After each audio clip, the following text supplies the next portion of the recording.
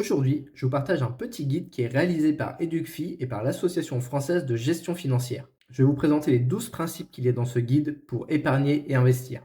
D'abord, on doit commencer par formuler le besoin. Pourquoi on épargne? Est-ce que c'est pour un projet? Est-ce que c'est pour la retraite? Est-ce que c'est pour une épargne de précaution? Ensuite, on doit définir un horizon d'investissement, parce que le temps disponible va conditionner vraiment les solutions possibles et adaptées aux besoins. Il faut définir un objectif à atteindre, un montant chiffré, une performance envisagée. Sans cela, une stratégie n'a aucun sens. Et enfin, il faut épargner régulièrement pour lisser l'effort et le levier, éviter toute décision impulsive. Ensuite, il va y avoir la phase autour des notions. Certains éléments qui sont extrêmement importants à comprendre.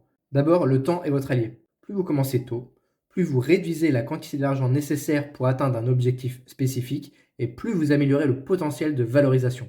Deuxième point extrêmement important, c'est de diversifier.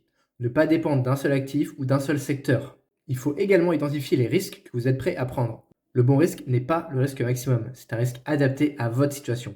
Et enfin, c'est évident, mais il faut s'informer sur toutes les solutions disponibles. Avant d'investir, il faut comprendre un minimum l'univers dans lequel on agit, car c'est dans cet univers que l'on va piocher les bons outils. La troisième phase, c'est le conseil. Si vous êtes accompagné, vous devez être actif avec votre conseiller. Posez des questions, comparez, refusez si vous ne comprenez pas, ne signez jamais si ce n'est pas clair. Deuxième point, il faut que vous compreniez que le conseil a un coût. Oui, il a un prix. Vous devez l'avoir identifié, savoir de combien il est, qu'est-ce que ça vous coûte. Ensuite, il faut suivre son investissement une fois que l'on a investi.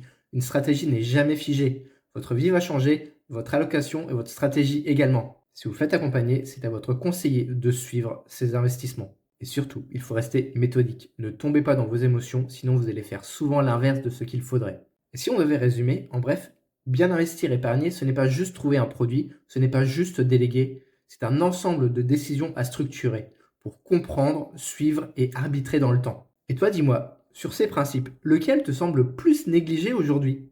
À bientôt!